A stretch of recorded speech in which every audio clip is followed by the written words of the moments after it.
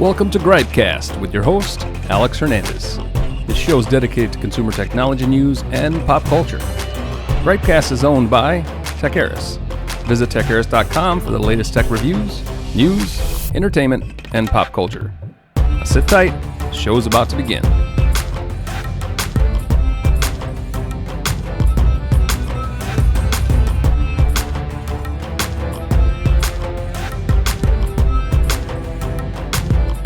All right, welcome to GripeCast episode 4, guys, the least listened to podcast on the internet. Welcome back. All right, I hope you guys had a great Easter. I hope you guys had a great week thus far. This is Thursday. I always record on Thursdays, so happy Friday as you're listening to this. And let's just jump right into it.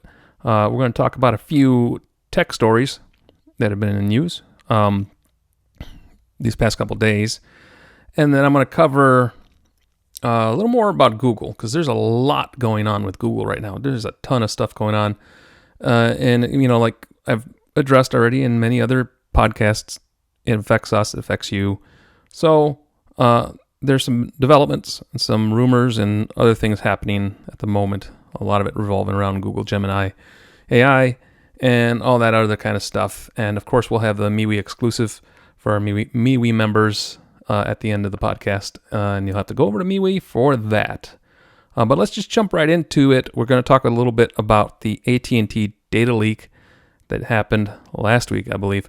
I didn't cover the actual story when that happened, but this week, AT&T has a class action lawsuit against it from one of its customers that was affected by the data leak. So that's no surprise.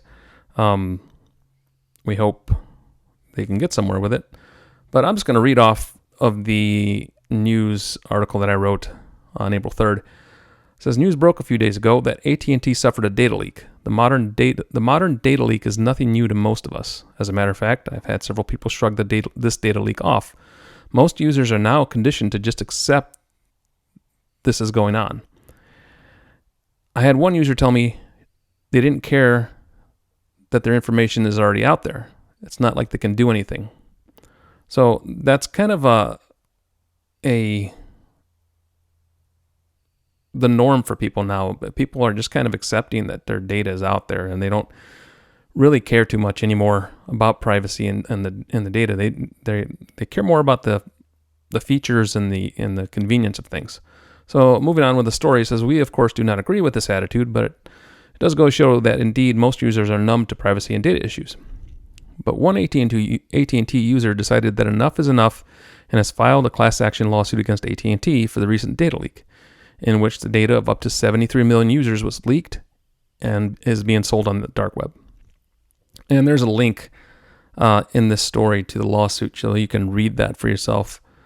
And it goes on to say, according to PC Mag, the law firm Morgan & Morgan announced the lawsuit today, 2 days after AT&T reset passcodes for millions of users after the stolen data was found circulating on the internet.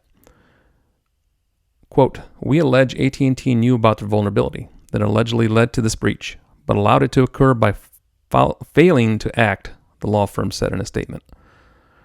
The lawsuit claims that dark web criminals have been selling stolen AT&T data since 2021.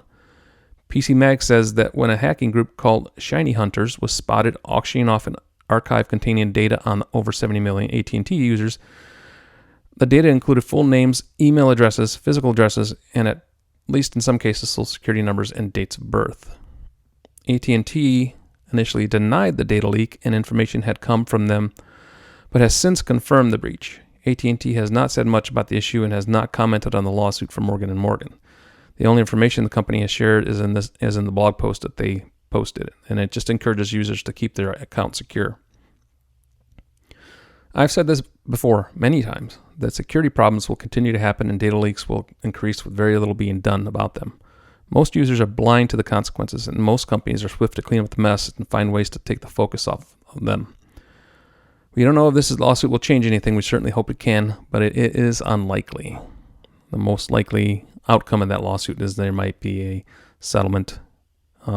And if more people join the lawsuit, you'll end up with a settlement in a year or two with everybody getting, $9 or whatever number is spread across however many people decide to join the lawsuit. So yeah, big news there. Big news in my book, but some people aren't too concerned about these data leaks. What about you guys? You guys got to let me know. Are you guys concerned about data leaks? Do you hold your privacy in high regard? Are you guys using two-factor or using strong passwords? I know a lot of people don't. So, all right. We're going to move on to another hacker story. Not a data leak, but an exploit. And this news just broke yesterday or today, April 4th. And I wrote this one up this morning. Hackers targeting Google Pixel with a zero-day exploit. Now, I want to preface this section of the podcast by saying that these zero-day exploits on smartphones are it's not big news. I mean, it is big news. It's big news because there's a problem with your phone if you have a Pixel, and it could be attacked, and you could, potentially lose your data and your privacy. But they happen all the time. I find it amusing myself when these exploits occur. They've happened on both iPhone and Android. So it's funny when the two sides start clashing. Whenever Apple has an exploit that happens on iOS, the Android users are laughing at Apple users and seeing how insecure they are and what garbage they are. And then vice versa. It happens to somebody on Android, and the iPhone users are up to bat and bad-mouthing everybody.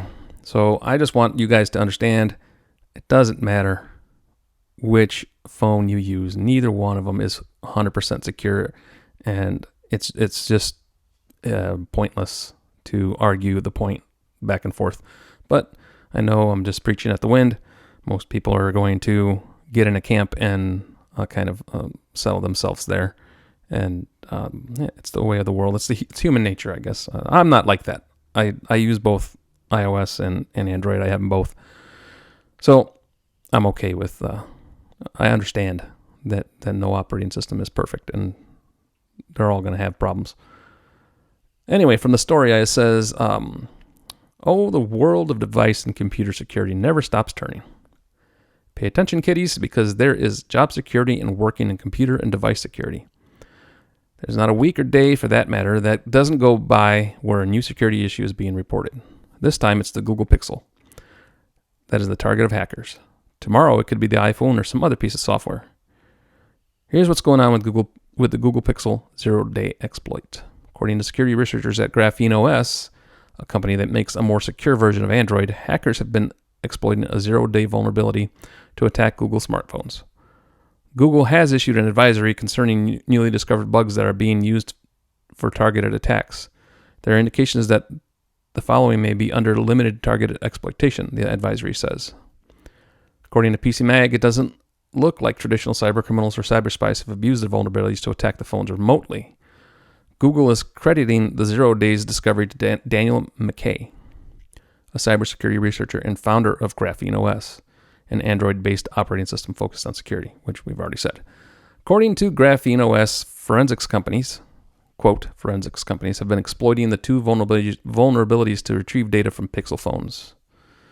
The two vulnerabilities are described as such. The first vulnerability is marked as item CVE-2024-29745. If you're not familiar with vulnerabilities, they catalog them. So they give them a number, so they keep track of these vulnerabilities, and then they patch them, and they keep a catalog of these things for reference. And sometimes they look back and they see if any of the new vulnerabilities or bugs that come into play are related to anything in the past. But it's a good way. It's just I think, good security protocol to record and catalog and number the vulnerabilities that happen in your operating system. So anyway, CVE 2024-29745 involves the Pixel Line's bootloader, which loads the operating system into the phone's memory. Second vulnerability, CVE-2024-29748, can allow an attacker to interrupt a factory reset triggered by a device admin app. Now, Google's planning on rolling out security patches for the Google Pixel smartphones soon. I think that's happening as of this podcast. From what I understand, they are working on a security update. That's because it's a pretty big vulnerability. I think they want to get it fixed quickly. So I think April 5th is the target date for release. So keep an eye out on your smartphones for any updates for your Google Pixel. And you might check. I mean, no mention was made of Samsung or Motorola or any other Android smartphone. I think this is Google Pixel specific. But, it's always good to check your updates to make sure that you are getting the latest security patches, because you never know. Anyway, back to the story. Google plans on rolling out security patches for Google Pixel smartphones soon, so be sure to check your updates for that. If you guys want to dive deeper into the vulnerabilities and all of the, what each of these exploits does on your smartphone if you are targeted, I'll leave a link below to all the articles, and then within my article you have a link to PC Mag.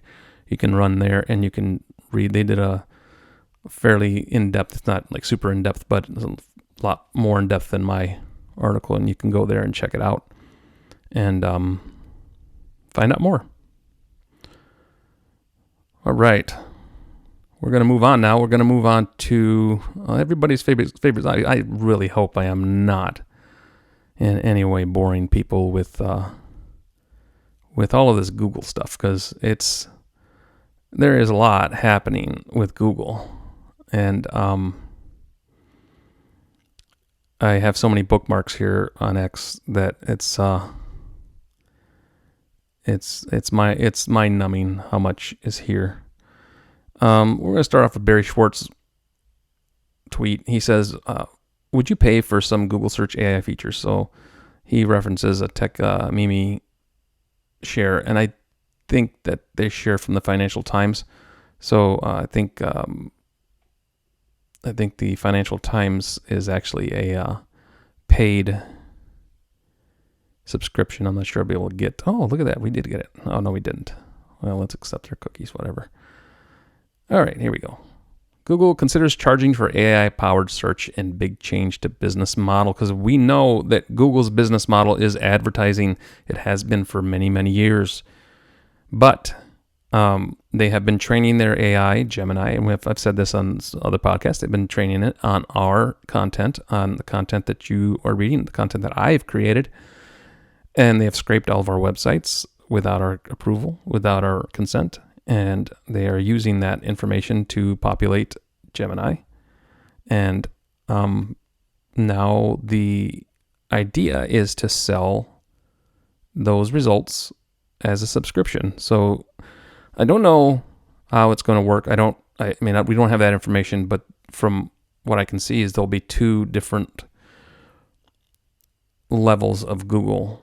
There'll be a Google search, and then there'll be a Gemini search. So I don't know how they'll brand that to separate those two. Maybe it'll just be called Google AI search. I don't know. But there's a lot of acronyms flying around with, HCU, SGE, a lot of things that you folks that aren't following any of this, especially if you're not an SEO person, you're not going to understand. But what's going to happen is they're going to separate the two, and you'll have regular Google search with ads still embedded. But if you want the AI features, if you want the AI results, which supposedly are going to be better, richer, more informative and helpful, you'll have to pay a subscription fee for that. But with ads still in the search engine, so you're paying a sub for the AI results, but you still get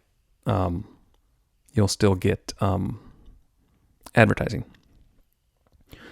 I'm going to throw something else on there. I believe I'm the first one to hypothesize this. I threw this out on Twitter, X, sorry.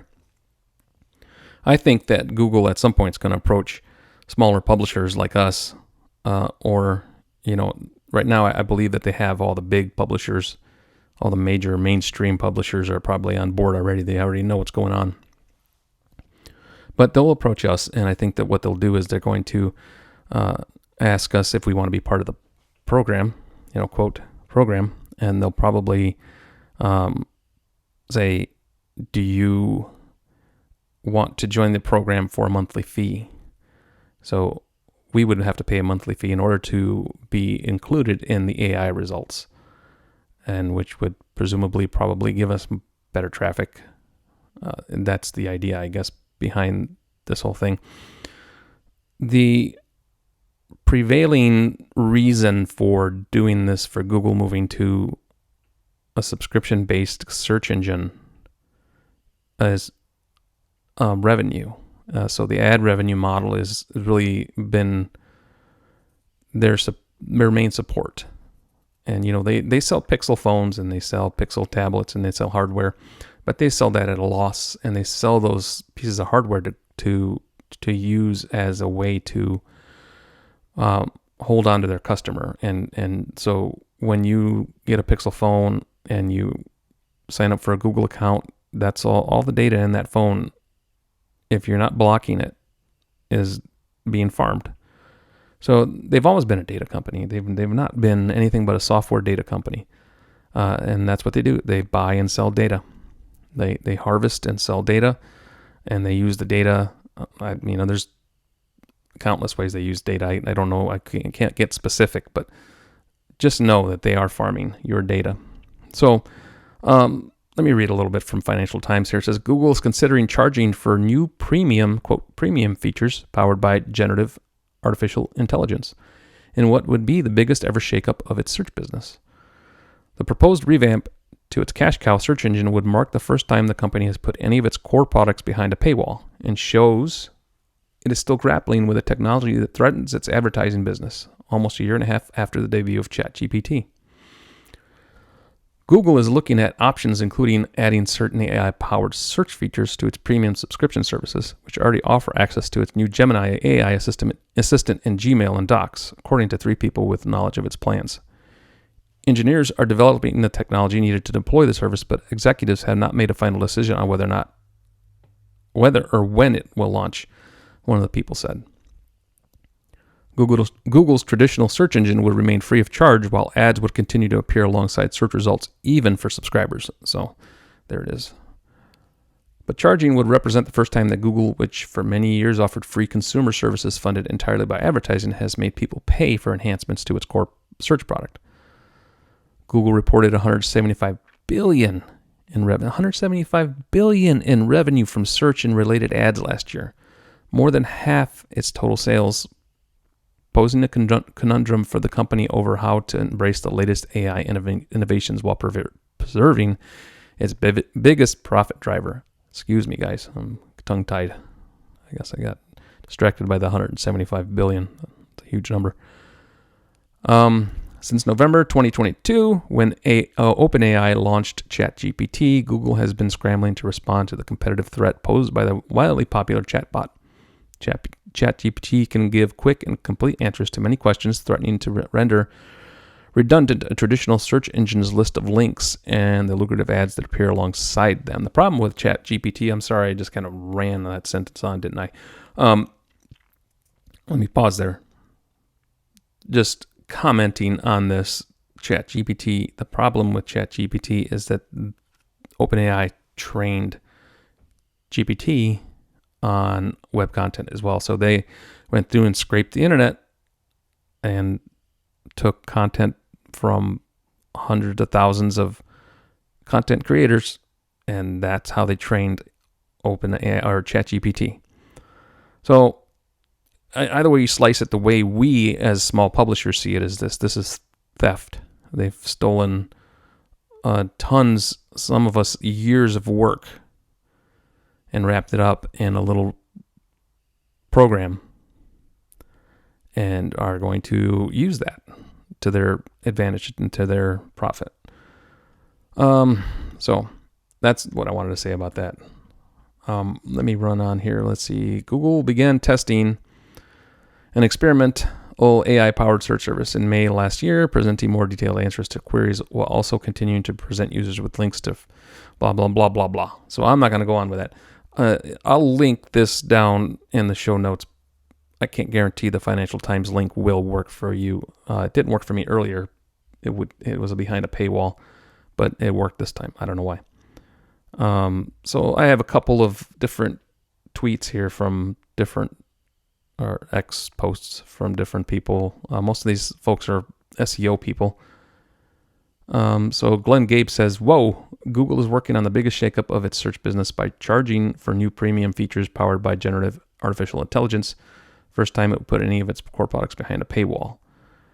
And then he says, regarding the big news from yesterday about Google potentially charging for AI features in search, I've been extremely vocal that we are headed towards Jarvis, an AI assistant that knows everything about you and provides answers to all of your questions.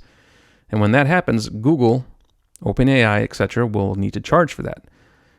IMO, Jarvis will not be packed with ads and will need to monetize in other ways. I have no idea how long it will take to get to Jarvis, but I do believe that this is where we're headed. So what Glenn is saying is that he thinks that the AI features that are being used in search as they're developing now are going to be, we're all going to have our own personal assistant. Like he says, Jarvis, if you're familiar with Jarvis from Iron Man. So you'll be able to get all that information with just interacting with the computer as, think of the Odyssey, the Space Odyssey. Dave, that's it. My brain just stopped there. Anyway, so that's Glenn's thought of where we're heading with this, and I don't disagree with him. I don't know when we would get to that or how we would get to that, but it certainly does look like Google's making moves to monetize its search it through subscriptions. And the ads are still going to continue, but I think that ad money's drying up, and I think they're just finding new ways to create revenue for the company. And unfortunately, many independent publishers are suffering, and it's not just a news publication like mine, but it's small mom and pop, even just like shops, like small mom and pop shops that sell, I don't know, wallets or knives or shoes or homemade whatever. They have a little e-shop on their little website, and a lot of those websites are getting hurt right now with these algorithms. So I don't know how those shops are going to survive. We're working on doing more podcasting, more videos, and we're going to try to pivot, and we're going to try to get through this. So anyway, that is my latest Google update. I'm not going to drag that on any longer because I'm even getting tired of it. So yeah, I got one more thing for this podcast. I'm making this one short this week. I got some things. I just got a new Gazelle bike in that came in just before I started recording this. So I got to go out there and figure out how to work that guy, and I'll have a full review of that coming soon. But before I go on and do my MeWe exclusive, which you can only catch on MeWe. So make sure if you're not a MeWe member, sign up for MeWe and get on over there, and then you can catch the extra portions of this podcast on MeWe. But I did want to do one thing before we sign off. I am going to do a giveaway on this podcast. I will have instructions in the show notes on how to enter the giveaway. And what I am giving away is, let's see, I'm going to grab them here. The new Alienware Pro wireless gaming mouse right here. And we just reviewed these. So we have a full review of this guy on the site. I will also link that in the show notes. It's there's no model number. I don't believe there's an actual model number. It's just called a Pro Wireless Gaming Mouse. So I'll link to the mouse review below in the show notes. And along with the mouse, we're going to include, so you'll have, this giveaway is 2 pieces. The brand new Alienware Pro Wireless Gaming Keyboard. So that's this guy here.